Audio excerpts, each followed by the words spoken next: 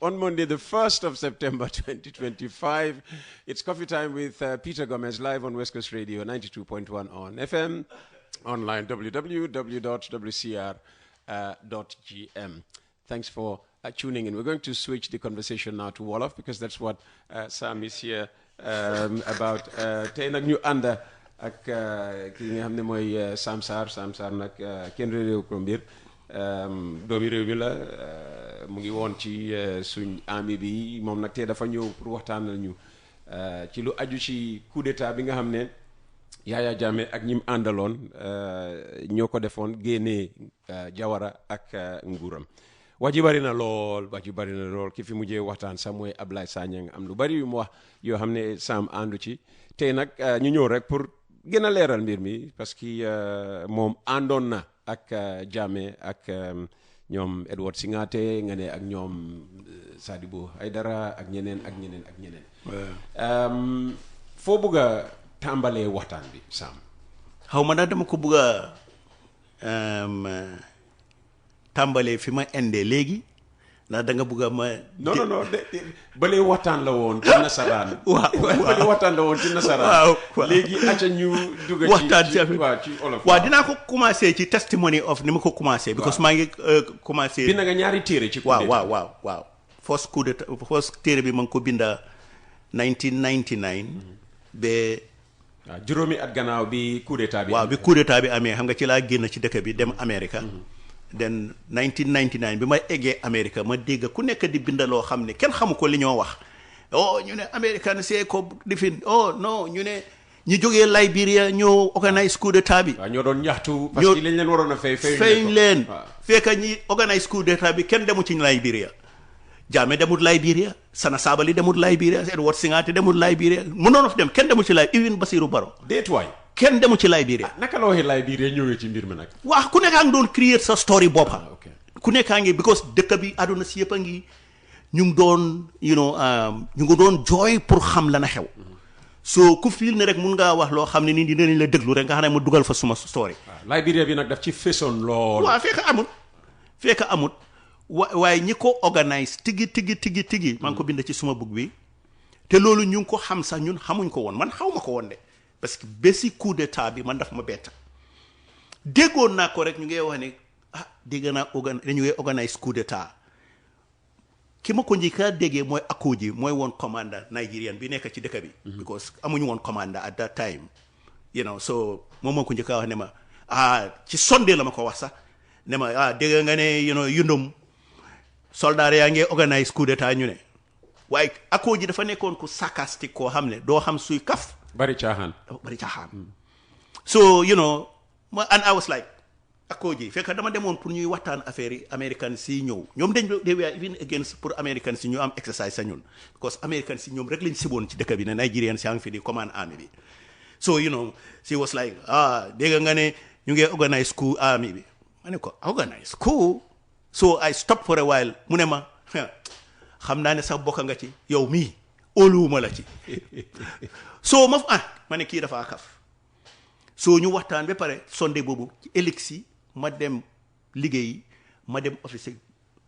permanent secretary bi bun jaag ma ne ko demoon office kii kër Akooji ci Sunday bi pour affaire exercice bi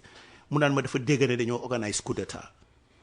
mu ne ma waaw ñun dégg nañ ko. waaye exercice man ne ki Américain si dañ ñëwoon pour tàggat ñun suñ soldats yi. waaw loolu lañ waroon naa def waaye moom ma ne ko Akooji mu ne dafa dégg ne ñu ngi organise coup d'état ci armée bi mu ne ma waaw dégg nañ ko man maay di liaison officer di principal staff officer kenn waxuma loolu ci suñ office bi ne ñoom yëg nañ ne something is going on ma ne ko waaw lu xew non ñu ngi take care of it. And I was like no lii lu maa li fi nii man de lii du ma bàyyi kenn mu topatool ma ko ma kool yundum Singate laa bëggoon naa waxal sax Edward because Edward time bi ñëpp a nga jàppee woon ku yaru la moom mu ngi ñëw ku teey la woon ku teey la ku baax la and he was like koo xam ne mun a wax he was very eloquent mun a làkka angale correct yooyu soo ma ne xarama kool ko parce que brodaam Peter Singate mu ngi Amérique te ñu ngi ñu seen result sami ne mooy woon the best student African student ci seen classe bi foreign student rather ci seen classe bi dinaa ko njëkkaa wax loolu ba pare ne ko lu mu dégg ci lii ma kool ko ñu ne ma nekku fi dafa génn so ma ne xaaral ma kool Jibril Sey parce que Jibril Sey man maa moom ñoo nekkoon carton ci suma soldat yi la woon ku yaru moom itam ma kool ko laaj ko mu ne ma Sarr to be honest with you loolu musuma koo dégg fen te man su loolu waree am dinaa ko yëg ma ne ok kon kan lay war a koolati ma kool ñu ne ma koolal ajotan ma ne xaaral ma kool ajotan bi Serif Gomez moo fa nekkoon ma kool ko moom itam he was like oh non yéen a ngi toog foofu yéen xamu leen li ñu ngi liggéey bu baax bu leen yaaxal suñ tur ñun fii loolu du fi mun a am so ma ci laa dismiss ne lii mënut a am dès before coup d'état ci guddi gi suma jabar ñëw na ma ne man de mbokkaam boo xam ne dafa doon sëy ak koo xam ne very important official la in the government mu ne ko dégg naa ne ñu ngi organise coup mu laaj ma ko mu ne ma ñu ngi wax ne coup ma ne ko non du dégg so loolu la brise man xaw ma ne coup d'état ñu ngi koo organise ba 22 July keroog bés bi ci boppam waaw bi lii xewee bi ma demee escorté bañ kii wax ma ko kasama bi ma ko waxee li ma la wax ma jógee foofu dem marine unit ñu ci yéema doxut ma dem ci ñoom congaan fekka leen ci bridge bi waaye gannaaw gi ma convince congaan ne daf ma war a bàyyi ma dem wax ak gaay yi mu ne ma ok so ma cross bi ma cross in fact gars yi later on nañ ma wane sax tuuti ñu open fire on me because dañ foogoo ne attaque bi mu ngi jógee from the other side of the bridge because congaan noonu doon fire in the air di leen woon so when they saw me running the only thing that saved me mooy ànduma weapon ba pare maa ngi woon in number 2 dress not camouflage I was not in fighting gear so bi ma crossé to the other side of the bridge ma gis ñoom Major Soirée ak ñoom foog naa ne ñoom Alaaji Martin gars yooyu ñu ngi taaw ak ñu ngi ci mangrove si nëbu ci mangi yi waaw ci mangi yi mu ngoog ñu ñëw leen lu xew Soirée ñoo ne ma sa gars yi la de ñu ne dañoo organise coup mu ne ko non xëj na exercice bi la tey dañoo war a am exercice mu ne ma déedéet ñii ne coup la de ma ne ko waa xaaral adañu mu point ma about 100 meters ma ne ko xaaral ma dem wax a ñoom ma daw fekka fa ki ma njëkkaa gis mooy capitaine Sonko ñun ñoo duggandoor ci armée bi as cadet officers man maa moom ak Mamadou Bojang di same day daf ma gis rek génne pistol bi fëgg ko ci suma dëna bi Sarr, this is a coup. You got to join or we kill you or we arrest you. And I was like, are you excuse my language. Sorry. Sorry about that. Sorry about that. But ko yow man dina bokk ci lu ma xamut. Na nga expecté ma bokk ci non lii coup la, maa ngi gis Jammeh ngi taxaw moom it mu ngi enu bagaasam taxaw Edward a ngi taxaw moom team machine gonam bi nga xam ne they are naka la tuddaati they are belt fed kok na moom pare woon naa open fire kay su ma egg si wutoon firefight bi daf doon start foofu ma ne leen what are you talking ñoom sëy mi ma waxoon ne yëgu ci dara mu ngi taxaw ci trop amee anti aircraft machine gun because moom he was one of the few who could assemble those heavy weapons and use them effectively moo tax ñu jox ko mu eeg ci kaw truck bi ma ëlbatiku xool ko mu xool ma mu ngi ne teg ma ne leen what do you think you are doing yéen xamu leen ne ñun the only thing loolu lii keep dëkk bi safe mooy ne dëkk bi dañ foog ne lii exercise la because ñu ko doon announce all these days waaye yéen su dëkk bi xamee ne lii coup d'état la 1981 is going to be worse because bandi yi dinañ door di luut dëkk bi ba pare soo leen fire benn weapon ba reyante stade bi dëkk bi yëpp dina tas so yéen li ngeen a wax ni it's nonsense ba pare ma ne leen Americans yaa ngi fii ñu ngi exercise ñu ngi Banjul indi nañ amphibious tanks loolu lañ ba naan tooñee sax amphibious bu dee indi nañ amphibious tanks and if you hurt one American mooy tank yu mun a daw ci kaw suuf ak ci géej dañoo daw ci suuf daw ci géej gi ma ne ko soo leen gaañee benn American na leen óor ne am ngeen xeex bu rëy ci seen loxo because ñii dañ ñëw pour exercise and not for war ñoom ñëpp calm down saa waay wàccee pistolam bi ci suuf Sonko Jammeh itam xool ñëpp xool ma Singaate jóg ne ma sa capitaine Sarr su American si jéemee stop lii dinañ reyante ñoom bañ jeex waaye lii dañ koo def. That was Singaate. Ma ne ko does it what it waaye reyante. Ma ne ko why don't you talk to them pour ñu dem ci seen gaal gi balaa ngeen a start xeexa ñoom. Waaw naka lañ koo defee ma ne leen go to the radio dem leen ci radio bi ngeen announce ko so leen announce ci radio bi ne you know lii is no longer exercise we are on a special military operation to remove the government then ñoom dinañ dem toog ci gaal gi ñu ne ma waaw oh okay but then if that is the case yow demal radio Gambia nga def announcement bi waaye ñoom dañ bugg a cross ma ne ma okay man dinaa dem wax a gaay yi ne leen buñ fi fight so I went back bi maa dem ñoom ñëpp ñu toppa ma biñ eggee ñu wax a ñoom soirée ñoom ñëpp ne agri nañ léegi dañoo join sa affaire bi pour maaj Banjul benn soldat rek moo doon bañ ñu naan ko Omar Sonko mu ngi fii Central Bank daf ma tuddee doomam sax because kooku daf doon bañ de dafa xeex and I convinced him ba mu give up gannaaw gi sax bodyguard di jaame la woon sax saga so daf ma ci naw ci loolu so ñu ne ma ok kon demal radio Gambia nga dem def announcement bi ñu boole ma a section lead by Njaay couple Njaay ñu ko daan ooyee Njaay ko ponkal ñëwoon na ci TRRC bi ñun ñoo ànd 12 of us ñu dem radio Gambia ñu eega radio Gambia fekkuñ fa kenn benn couple Sonko lañ fa fekka mu ngi taaj saaku téere di takka foog naa ne ndigam ni yëpp fees na mu ngi ci tànka yi di takka rasaga ba pare mu ngi taaj fetelam bi fële bi mu ma gisee mu ne ma ma ne ko no we have no problem with you we wanna talk to the guys up there so bi ñoo dugga rek guys staff bi yëpp gën a gis naa fa sax suma friend bi booraamboo ñëpp a ngi gën a di kii na ma ne leen who is in charge ñu ne mu ngi upstairs ñu éeg ñu fekk fa jigéen ji ma laa wax ni Grey Johnson Sarah Grey Johnson waaye bi ma ko laajee naka la tudda mu ne mu ngi tudda Mrs Jallow she was so nice su ma bëgg sax Sam ma fa fekkoon sax maa ngi tudda Peter Gomez nga laaj man ni ma tudda daa la jox beneen tur non waaye yow xamoon naa la parce que xaw ma na man nga ut seen bi non waaye yow xamoon naa la xam naa dama lay Peter dañoo bi ko just ni ma gisee Bora buggu taw xam ñun sanda de mooy li ma la moom dafa just move out kenn xamul li leen yóbbu foofu noonu ndax Bora boo njaaw fi ci ku dem soo ko laajoon turam sax mu ne la mu jox la beneen tur so ma ñu waxtaana moom jigéen ji was so understanding ma ne ko dañ bëgg a def an announcement thank God mu ne ñu doo leen mën a def announcement parce que bonto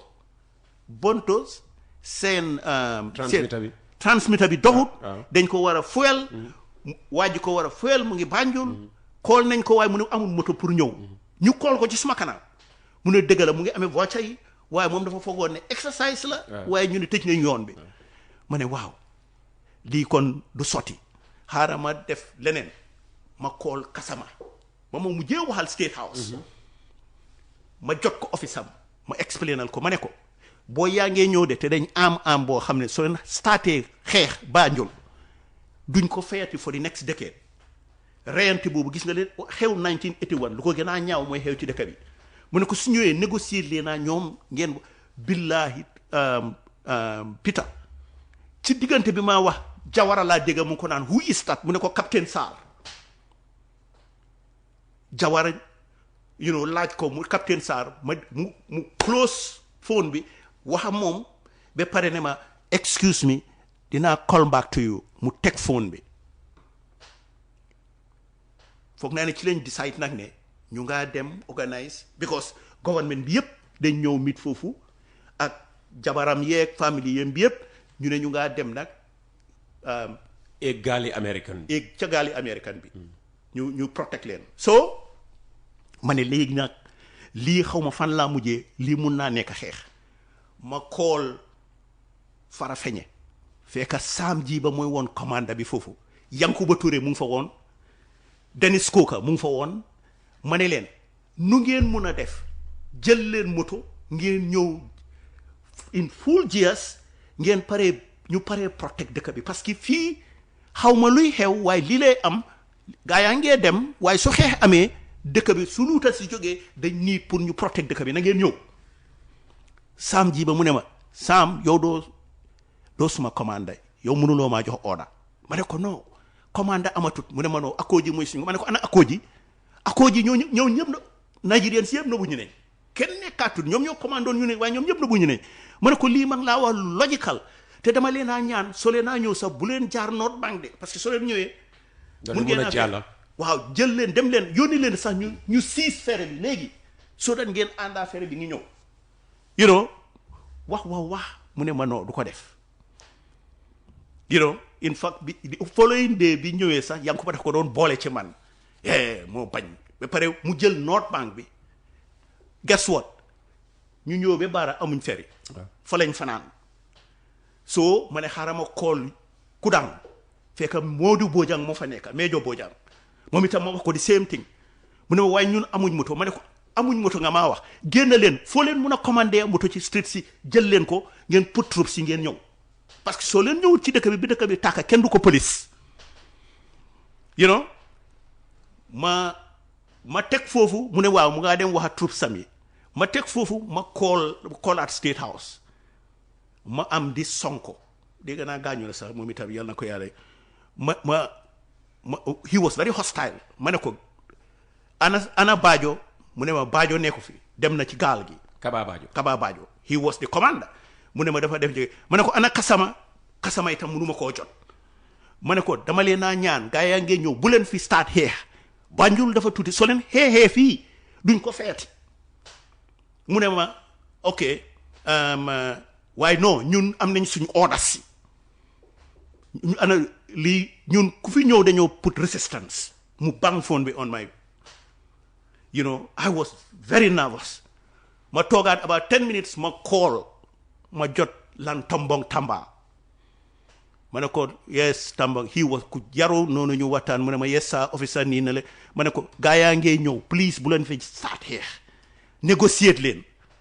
mu ne ma don't worry sir su ñëwee dinañ talk to these guys ma ne ko ana ñoom gars yi mu ne ma gars yi dem nañ ci gaal gi ma ne ko waa amu leen cause pour help anybody if the government ñëpp dem nañ ci gaal gi bu leen help keneen nañ leen jur jaama am ci dëkk bi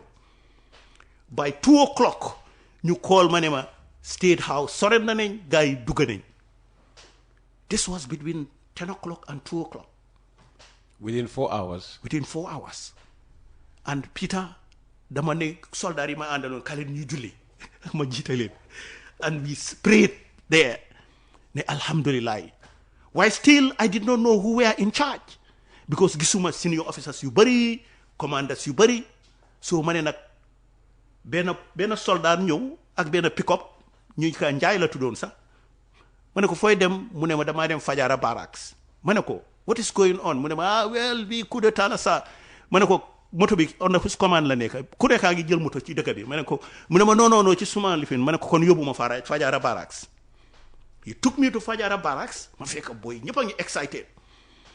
you know ñu naan ma dégg ñu maa jow nag ci roona dégg naa Sarr bokk na Sarr moo jël radio station bi you know because everybody was saying ne man maa nangu radio station bi déggoo naa daal salmina sax di ko wax ci waaw because demoon nga ci radio station waaw you know fekk xamuñ condition si so ma ne ko so ci diggante bi rek Captain Sonko exi ak pistolam so I was like is he coming for me again because of the confrontation we had waaye bi ma ko laajee ma ne ko what happened state guards are useless they're all surrendered they're useless otherwise we're going to kill all of them doo di open call ma ne ko Sonko who are in charge of this no we'll talk about that later ma ne ko man damaa dem Yundum and we joined the vehicle gars yi defal ñu ci fuel ñun ñaar ñu drive ba Yundum fa lañ fekk Basiru Baro lieutenant Basiru Baro fekk fa capitaine Mamadou Badji ba pare ñoom Serif Gomez ak ñoom Chris Davis Major koo xam ne mooy woon second in command of the battalion ñëpp ñu ngi leen dugal ci seel bi ma fekk fa also Bun Jaak ak kii Cissé Bun Jaak mooy woon PSB at the time PSB ak kii Cissé Keba Cissé NIA director bi ñu ngi leen arrest so bi ma egsee ma fekk leen you know xaw ma kana in charge and I was like Bun bi ma gisee sax he was like commander you know colonel what's captain what's going on lii la you know he was like ma ne ko no man I don't know anything about this waaye I will talk to these guys ku ma laaj du ma mun a wax li xew kenn mënu maa wax lu lifin ma laajte ñi nekk ci seel bi kana leen fa tëj kenn mënu maa wax lu ku leen fa tëj ba Barrow jékkee-jékkee rek ne Sarr where is your weapon ma ne ko no I don't have a weapon. Hey, go and bring some a weapon. ñu indil ma AK-47 ak about 2 magazines ma dugal leen ak some grenades sax ñu yoxaale ma because that was the uniform. So ma ne leen waaw what is going on kenn mënu maa wax lii xew ma ne leen nag look man I have military. There is no military institution in this world we teach about how to conduct a coup d'etat. duñ ko dee discourse coup d'etat kenn du ko discourse they just see it as mutiny. te ñu ne Sandhurst. it's not true. ñu ne ku fa dem. waaw. balaa ngaa wàcce li ñu la dee wax mooy. trainuñ la pour nga dellu ci army bi dañ la train pour nga dem doon leader jiite. it's not true. maanaam yëpp ay wax la noonu. in fact am na ñuy wax sax ne. so those are myths. am na ñuy wax sax ne jaame bañ koo train ci America. fa lañ ko préparer pour mu ñëw take over. waaw yooyu yëpp wax yi. it's a joke. understand nga du ñoo train anybody on how to conduct a military coup d'etat and how to handle a coup d'etat situation. I was a serious reader. Man, I read out of all syllabuses. That is why I became a writer. Man, dama read ba benn bés ma toog ne mun naa binda ma start di binda meet me in Conakry. muy sa téere bi jiitu. téere bi jiitu. bi ma ko binda I was about 25, 26. maa ngi génn Yundum College. And I wrote it and it bi ma ko paree sax nit ñi dañ ma doon ree naan ma yow nga jógee Yundum College ne mun ngaa binda book. You are joking. Waaye bi ma ko sendee Macmillan it become a masterpiece. Ghana, Nigeria, ñëpp di ko read. Understand nga? Why? So I read until I felt that I could write. Okay. So léegi ñu jox la AK-47 ak sa grenade. waaw ma ne leen nag look gis ngeen lifin bii naka la tuddaati we have to do something. maa ngi doon read Professor Samuel Huntington, a very popular writer about coups, military operations and stuff. He was an American. He died about 2 years ago. Maneko first thing more recommend in a coup d'etat. As soon as you remove a government, you must replace it with a government because the situation is completely fluid. Man agala lay la kade. Wow. Maneko parce que so len daanele nguur li ngeen ci war a def mooy ngeen announce ne ko nguur taxaw na. So len ko deful rek ku nekk mun naa foog ne moom mooy leader bi. So ñu ne so ñu toogee noonu rek ñu ne ma ok doo ñu bindal ok dinaa leen draftal speech so ma draft a good speech noonu li leen wane remove nañ pali la and I show it to Barrow ma jox ko mu read ko ñu ñëpp ñu read ko maa ngi toogee baaji rek gisatuma Barrow gisatuma Sonko ma ne waaw where are these people ñu ne ñoom dugg nañ ci benn moto dem nañ soo ma ne baaji soo ñun lan la ñoo def mu ne ma ñu toog rek ki ñoo saa jaakali xam ma ndax du ko daan dégg ñu naan ko moom mu ngi woon ci. man tamit coup bi fekkuma ci. non attaque yi carton bi daf ci bokkoon. waaye moom moo escape. waaw yooyu yëpp man fekkuma ci. soo mu ñëw mu ne ñu. gars yi ne nañ dem State House da ngay na am meeting officers si foofu. ma ne ko mu ne ma waaw mu ne maa ngi amee moto kaay leen ñu dem ma yóbbu leen. This guy was a corporal waaye mu ngi takka lieutenant rank. keneen ma.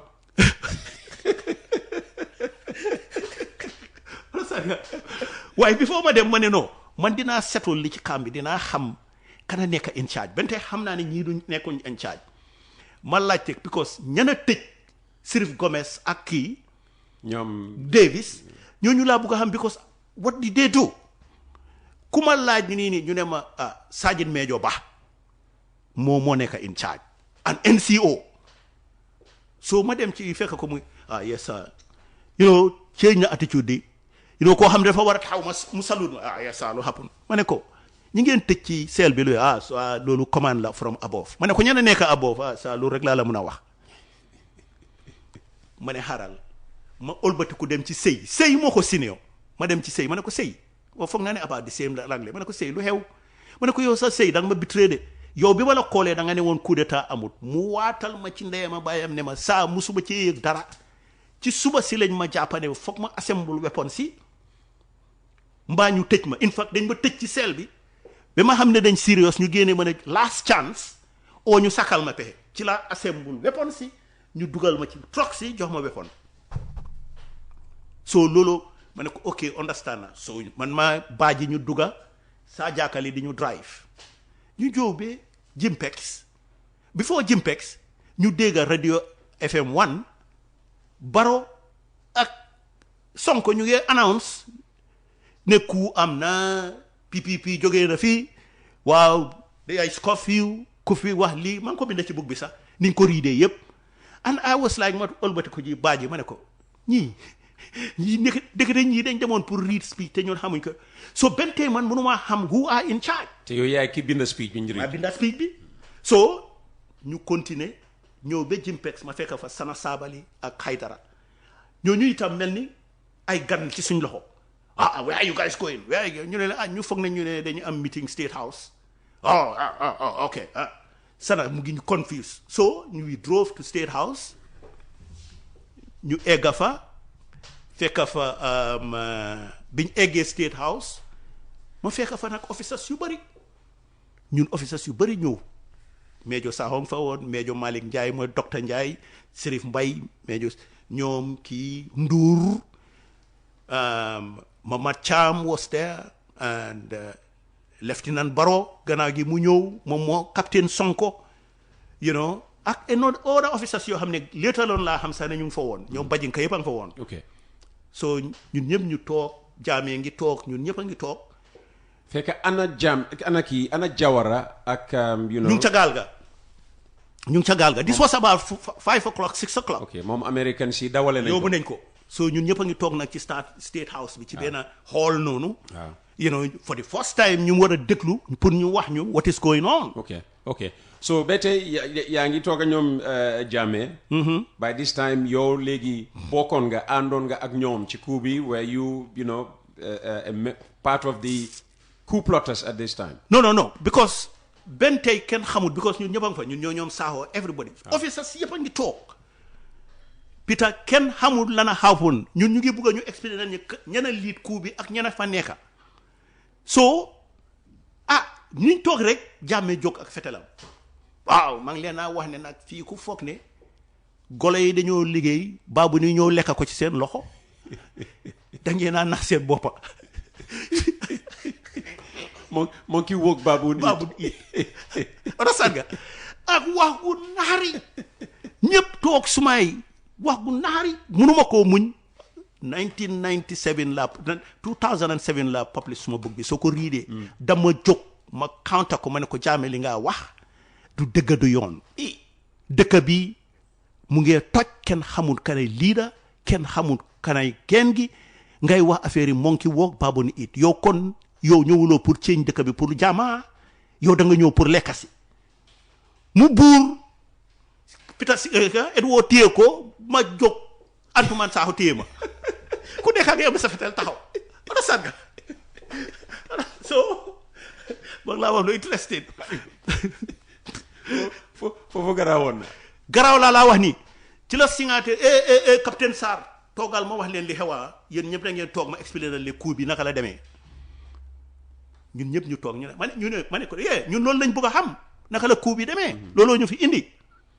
mu ne waaw da ngeen war a understand ni coup bi ñun juróom ñoo ko organise on Basirou Baro mu ngi nii toog moo waroon naa nekk suñ leader man la mu ne moom la Basirou Baro Alaaji Kante Alpha Kinte ak Sabali ñoom juróom ñoo organise on coup bi Kudang lañ ko organise it mais because Baro leen wax ne nañ ko organise te Baro nag moom loolu moom ñëpp a ko xamee woon fu mu comfortable rek dafaa ne la ci ñu organise ku génne dëkk bi ci génne réew bi moom fu mu toog comfortable waaye fu la wala so you know mu ne biñ ko organise ba pare biñ organise ba pare Baro was supposed to be our leader waaye the last days mu ñëw ne bokkaatut so daf ñu betray moom moo Kante ak Kinte Jammeh mi sax bokku ci Baro daf leen betray loolu la neen wax loolu la ñu wax te benn Baro bi moo jël yow sa speech waaw dem read ko radio 1 FM waaw man nag ci laa dégga later on nekk Jammeh he confessed that to me mu ne ma man soo gisee may la doon attaque noonu it was not you kii Barrow ak Sonko ñoo bugg a steal soo bi ci suñu loxo dem di announce te tàggu wuñ ñu later on he told me that because gannaaw gi bi ñu amee fire later on daf ma koona mu wax ma loolu waaye Edward dafa taxaw ne Barrow daf leen betray ci lañ last minutes biñ gisee ne amuñ li ñoo def ci lañ invite nag Jammeh ak Haidara gendarmerie ñu bokk ci ma ne leen Sonko mi doo dóor pistol bi ci suma dënn bi moom mooy woon compagnie commande bi de waaye ndekete moom dañ ko forcer pour mu bokk ci ca suba niñ ko forcer pour ñu bokk ci noonu la ma bëggoon a forcer pour ma bokk ci benn nga mujjee ñoom déglu ma so ñu ne waaw mu ne man soo definitely ñu ngee organise meeting boo xam ne sax Senghate was still mooy wax de ñu ngee organise meeting boo xam ne sax Sabally nekku fi Haidara nekku fi so meeting bi warut a am dañ war a xaar ba ñu ñëw so ma ne well kon lan lañ fee def ñun ñëpp ñu ne ok kon sin seen soo la nañ leen ñu ko bàyyee ñun ñëpp ñu dem understand nga man billahi dama doon wax ne su ma jógee foofu ak li ma gis damaa dem suma kër jël suma njaboot cross border bi génn a Gambia da dee because mënuma understand what was going on loola ci tiitaloon yow nga dem ci coup boo xam ne ñu la monkey walk baboon it second lieutenant yi nga gis ñoo xam ne corporal la ñu ngi dóor ay second lieutenant rang nga laaj leen ñu ne maa décoré suma bopp so chaos in steroids so ñoom ñëpp ñu accept ñoom Antoumane Sakho Malick Ndiaye ñu ñëpp ñu accept ne lii soo yi gars yi la nañ leen ñibbi ñu bàyyi leen suñ paree ñun fuñ ci féetoo dinañ ko xam bi ñoo jóg rek Bassirou Barrow lieutenant Barrow mu ne baalal leen ma wax ñu ne mu ne waaw man nag dëgg la yéen a ngi ma jëñ na dama waaye man oruma soo gisee bugguma woon a bokk parce que dama foog ne July du baax dama bëggoon ñu pousse ko ba boori November joxewul benn reason for that understand nga waaw loolu la ba pare waaye man nag admit naa ne xëy na waaye ñun ñëpp try nañ play nañ ci rôle affaire bi sedda na waaye dama leen a ñaan ngir yàlla yónnenta ba bu leen bàyyi capitaine Sarr ak Mamad Cham ñu jógee fii keep leen ñu guide leen ngeen organize form a government because ñii they are mature they are xam nañ li ñoo def te yéen you are still young officers pour ñu guide leen ñoom ñëpp ñu ne waaw ñëpp ne oh yes capitaine Sarr and Mamad Cham stay and help looloo ma fa taaj understand nga bi ñëpp demee ñu ne ma waa nag loo xew loo bëgg a loo foog ne ma ne leen man musuma organise ku xaw ma ku naka lañ koo defee waaye mun naa leen a wax leen de General Dala commander of the army mu ngi mero government bi ba dafa gedda command position mu nga toog këram because there was a fight between his relief ki ko waroon naa ñëw succeed si ak moom ba kooku dem boole ji ko Nigeria moom mu ne itam du hand over te gisul Jawara bàyyi na ko fi woon moom mu nga toog këram ma ne let's talk to him ñoom yàgg nañ ci coup d'état mun nañ ñoo wax dara ñu ne waaw ñu contact Dada ñu wax liñ force war a def make sure ne form leen government today or tomorrow latest ba pare ngeen invite diplomatic corps and explain to them ne leen lii is a temporary stuff. It's just to address a situation in the country and we are going to hand it over back dañoo joxe nguur gi ni mu gën a gaawee ba pare ci ngoon si su diplomate si demee ngeen oo religious leaders si ngeen wax a ñoom imam yeeg so foofu lañ amee sax how to go ci lañ ma ne nag yow Sam Sarr since you are writer bindal ñu speak bi Mamad Cham was responsible going around pour administration pour ñu invite religious leaders and so on and he did a tremendous job ci suba si gaa yi de ñëw waaye wax naa la ne ca guddi ga amoon nañ problème ak Sénégal bañ setul ko ca suba sa gars yi ñëw ñoom American si ñëw naka la tuddaati British High Commissioner bi ñëw ki ñëwut rek mooy Nigerian High Commissioner ñëwut parce que Nigeria felt offended ne under their watch ñun jël nañ armée bi ci seen loxo so ñoom rek a ñëw and we had a meeting explain li ñoo explain and kon Kebe ki fi toogaloon Sénégal ñëw na ok Kebe ñëw na ca meeting ba waaye man nag balaa ñoo start ci la ma Andrew Winter James Knight ak Major McLean koona ne ma Sarr waxalal sa gaay yi ne suñ buggee lii du yaaxu ci seen loxo nañ indiwaat Jawara baak suñ ko indee ñu def ko ceremonial president for 6 months ñoom ñu form seen government then ñu organise election boo xam ne moom du ci bokka waaye loolu dina doon doy waar di lii la ñu wax parce que ñun ceremonial président mooy lan ñun fii président yaa amee lenge yi waaw waaye nag soo amee government boo xam ne it's a military government nga xam ne ñoo take command of everything security bi ci seen loxo la nekk lu nekk ci seen loxo la nekk ñu organise seen ministers vice president and so on ñu ne la yow yaay di président donc ñoom nañ ko doon investir dafa am limitation te ñu ne dinañ ñu support ba pare duñu wax américain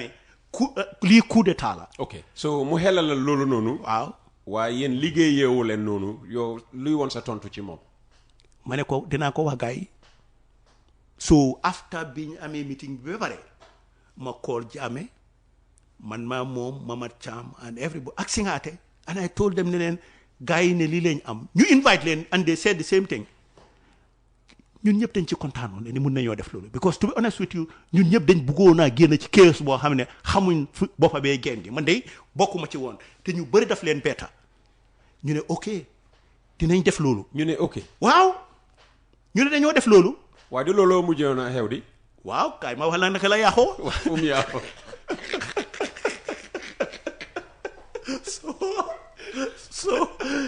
so everything was planned. Andrew Winter was so happy. He was going around, he was jumpy. Ci la dem wax Jawara ne ko Jawara bul worry de di nga dellu dinañ la def ceremonial lii lale xaw ma lan la ko lu ko Jawara wax nag waaye kee mu ne ñu nag léegi dafa arañ pour coup leader bi Jammeh pour ñu yóbbu ko ci marine unit bi ñu jox ko fa téléphone mu wax a Jawara ci gaal gi ñu ne ok so foog naa ne that was naka Sunday morning waaw Sunday morning mu ngay wis sax ñun ñëpp a ngi toog di xaar Winters mu jékki-jékki egg si moo tiimam bi wel Jammeh pare nga Jawarang laa xaar pour nga waxtaan ak moom Jammeh ne ko waaw ëlbati ku jóg rek Singaate ëlbati ko ne ko fooy dem mu ne ko damaa dem mu ne ko hey toogal kenn du wax a Jawara man maay wax a moom Singaate ne Jammeh mu toogal man maay wax a moom toogloo ko te Jammeh toog ñun ñëpp ñu ne yëpp because ñun ñëpp a choc because xaw ma loolu fan la jógee mu jóg rek dem moo Andrew Winters moom Singaate moom moo dem wax a Jawara ca marine unit ba dem nag gars yi yëpp toog di ko déglu foog naa dañ ko defoon sax speaker pour gars yi ci side boobu du dégg mu wax fa toj yoo xam ne mu ne Jawara hey yow ñaata at yaa ngi ci dëkk bi di yaaxa dëkk bi jox nañ la chance ba tey ngay koo yaaxa nguur gi ceeñ nañ ko tey su la dina jàppee da nga dugaat ci dëkk bi lu la fi dal ci yow la waaye fii doo fi nekkaati président na em ci yow na em ci lii ñëpp a choc in fact am na ku fa nekkoon sax mu ne ma li leen gën a naxari mooy benn ci américain si dafa ne oh no this guy speaks pretty good English mel ni Donald Trump ak président de Liberia alors ça xam nga dafa am tubaab accent waaye Sam olof ne li duuf ci nag li yëpp xejul ci cin li gën a am solo ndegem ñu ngi waxtaan ci olof waaw mooy woon liñ dégg ne mooy li xew gannaaw ba Jawara àggee Sénégal waaw parce que ñu ne xam nga jamono jooju Abdou Diouf mooy woon président waaw te xam nga Abdou Diouf jëflante woon na ak Jawara ak beneen coup boo xam ne daanaka ñoom Sénégal ñoom ñoo rey coup boobu noonu 1981 yoo xam nga waaw I know waaw parce que li ñu dégg mooy Jawara ba mu demee Sénégal waaw saaku woon na Abdou Diouf ati mu jàppale ko understand nga rey coup bii nii tamit waaye ñu ne Abdou Diouf maire ba mu ko amaloon ci 1981 moo tax ba mu ñëwee rek dafa mel ni ku ko jël rek dugal ko ci benn néeg boo xam ne dara neew fa amul téléphone amul dara ndax mun a jàppale ñii coup bi taxaw ndax fayee ko maire bi nga xam ne moom la amal Jawara ci nañ jëflante woon 1981 waaw xam nga noonu la ko nit ñi waxee waaye Abdou Diouf man foog naa ne li change maynam yëpp mooy bi ñu waxee moom da dimanche parce que dimanche googu bi soo ne li change maynam Abdou Diouf dafa naroon a rey coup d'état bi pare woon na ko su billaahi suñ demoon waxtoon naa Kébé ca guddi googa Sénégal dañ doon dugga si ci guddi Kébé mooy woon Sénégalese ambassadeur waaye gannaaw gi Kébé was so happy with us especially man sax dafa ñëw ne ma waaye daf leen bañoon a gis bu njëkka yow demoon ngeen pour gis ko mu bañ leen a gis non ñoom Singaate bi fa demee second lieutenant leeralal ñu loolu waaw ma ne second lieutenant Singaate ak Saabali bi ñu fa demee daf leen bañ a gis parce que mu ne moom ñooñu ay dañ tuuti woon trop pour second lieutenant di koy gis si waaye man maa Mamad Thiam ñu dem fa capitaine Mamad Thiam ñu ne ko ñun muy CDS tey waaw ñu ne ko ñun ay capitaine lañ waxal ko explainal ko ne ko liñ laa wax yëpp du dëgg yàqu amul ci dëkk baa ngi leew mu boole ñoo benn ci agent sami ñu wër jógee këram dem Atlantic Road Kairaba Avenue dem fii naka la tuddaati Westfield dem ba Banjul ñëwaat am nañ 1 or 2 checkpoints rek soldat yaa ngi fa waaye suñ demee bañ gis ñu rek dañoo salute ñu dem so biñ dellusee ci Kébé ci la Kébé xam nag ne dëgg li ñu ko doon wax ne soldat yu ndaw yi la ñu ngi yàq amut càcca baa ngi bari ci réew mi ak yooyu nen yëpp waaw gisuñ fa dara soo ci la wax Abdou Diouf ci guddi googu ne ko demeewul noonu ñii ay capitaine yu responsible lañ waaye xam nañ sax capitaine Sarr ak capitaine Thiam mu jox ma téléphone nombaam Abdou Diouf mu ne ma ci fan yi di ngeen call dinaa la wax ngeen call ko ngeen waxtaan ak moom yow ci ngeen call Jammeh waxtaan ak dimanche lañ ko call nag gis nga bi affaire bi yëpp yaaxoo nag bi Jammeh bi Singaate demee ba wax ne Jawara lii ci la américain si nag ne ko Jawara ñu dey fi mu nekk dañ am yeneen mission duñ mën a tee toog ci géej gi di xaar loo xam ne du sotti soo fan nga foog ne fa lañ laa yóbbu ñu ne accaleen nañ ko drop Dakar waaye biñ ko yóbbu Dakar sax mu dafa coïncide ñu ngay wax Abdou Diouf assoo nañu ne du intervene te su ñëwee du encourage kenn pour mu organise dara Sénégal against the government waaw te nga ne ba Jammeh di waxtaan ak Abdou Diouf ci suma kanam woon na ko yar boo xam ne musuma koo gis man ci laa ne kii nag dafa ne kilifa la waaw leneen luñ bëgg nga leeral parce que waxtu bi jeex na li duuf ci nag yi xaju ci cin li te bëgguloo tamit nga wax lépp li nekk ci téere bi da nga bëgg nit ñi jënd bug bi waaw am na ñu doon tuumal américain si ne ñoom ñoo waral coup d'état bi waaw parce que li ñu xamul mooy naka ngaa toogee ba si coup bi gaal ñëw fii onasaan nga ñu génnee Jawara dañ waroon a bàyyi Jawara foofu noonu soldat yi ko wër tam reyante ak gars yi waaw xam nga nag loolu ñi xamul li xew moo ñooy wax loolu parce que li ma la wax rek américain si def nañ lu nekk pour discourage coup d'état bi pour mu am parce que ñoom itam baaxut pour seen résumé nga ñëw ci dëkka military coup d'état am fa ci sa kanam boo xam ne dafa betta ñëpp seen intelligence bi waroon naa wax américain ne li lee ngee xappoon si suñ ko yëgoon seen gaal gu du fi ñëw waaye dama ne yàllaa ñu waroon naa sutal rek moo tax yëguñ ko gaal gi ñëw parce que su gaal gi ñëwutoon ci dëkk bi Jawara amut fu mu dem state guard dinañ try pour xeex te xeex boobu su startoon ci dëkk bi fa moo sottee kenn xamu ko kon sant yàlla àgguñ foofu yi waaw soo loolu la waaye li ma la wax rek américain si def nañ lu nekk pour stop coup d'état bi waaye biñ gisee ne nag munuñ ci dara ci lañ ne nag léegi ñoom it ñu ngaa dem soo ñu dem waaye li leen fi indi ci dëkk bi indi woon na leen fi in 2000 ñu def di same exercise ci jàmma salaam te dara xewul ba pare li ma laa wax rek mooy ne pour wan la ne lii luñ plan la well before 3 months ñetti weer balaa gars yi egsi dañ yónnee commandant Mahmoud Sarr Gambia Navy moom moo dem escort gaal gi from America pour mu ñëw dog ko port bi authority so loolu planning xemu fa ne American si dina ñëw with that kind of nonsense loolu moom amut bëggoon naa am yeneen yu ma wax nag waaye foog naa ne time bi jeex na bëggoon naa ñu dellu si waat te léppang ci book bi waaw nit ñi dañ war a jéem nag di read waaw nit ñi dañoo read am na yu bari yuñ la tuumal ne yow bi nga njëkkee binda book bi jiitu del si waat nga waaw te du dëgg wéedi lépp li nga bindoon ba pare xam nga moom laa waxtaan bi gis nga bi maa juboo jaame sax xam nga waxoon naa la ko fii briefly rek ne la loolu ma gaa yi meree lu tax ma juboo jaame man maay woon jaamees worst enemy understand nga waaye jaame ñëwoon na time boo xam ne mënatumaa ñàkk a juboo moom parce que gannaaw gi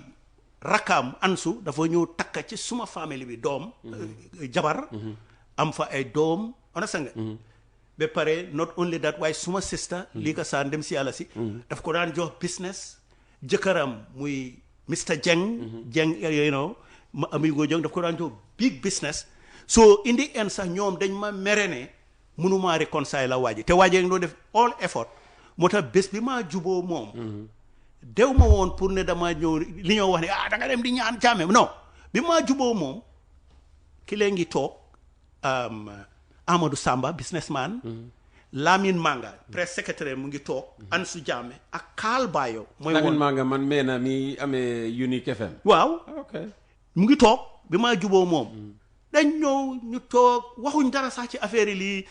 Jammeh maa wax so ay waxi kaw ñu ngi coow noonu mu ma LGBT yooyu bañ pare mu ëlbati ko rek ne ma ma ne dama laa appoint ci embassy bi ma ne ko non man waxuma ko non sax dama keep quiet for a long time moo xam ne I was not excited because time boobu ñu ngi wax ne soo gisee ma bugg a juboo Jammeh aw ma liggéey dama bugg a liggéey I was receiving $75,000 per annum dama publish sax suma double two form bi to attack that allegation waaye soo Jammeh dafa foogoo ne aw ma liggéey mu offer ma ko waaye I was quiet mu ne ma kon demal consult sa family bi if you are ready you come all right waaye I never took that job loolu yëpp a ngi ci book bi baax na kon jëndaleen book bi ñu ngi ko amee fii ci West Coast Radio ba tey Sam ñu ngi laa gërëm bu baax a baax jërëjëf yow it maa ngi laa gërëm bu baax tey nag woo waxtaan wi neex na waaw waaye li ma wax la rek yow tamit yow soo mun ngaa jël at sax di nettali la yowoon te du jeex waaw thank you so very much. Book is very for your interesting presence. Absolutely, the book is available here. So if you want to grab a copy, come to us. It's only $500 per copy. That brings us to the end of today's edition of Coffee Time. Jar Oil. The company have filling stations across the country, and our rates are relatively cheaper than anyone else across the country.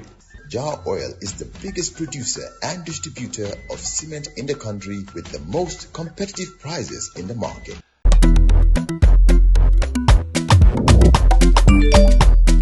Excellent jam si way. Yo, apply. Yo, luta do de. Luta mo nulo jël moto nga andil ma xaalis. Hello? Ano lay waxal? Bisul mu fine. What? Bisul mu fine. Oh, yes! Wave Axina Gambia. Deposit and withdraw money, pay bills and buy mobile credit without fees. Transfer money wherever in the country for only 1% fee. At Wave. Bisul mu fine? Wave. Your money is yours.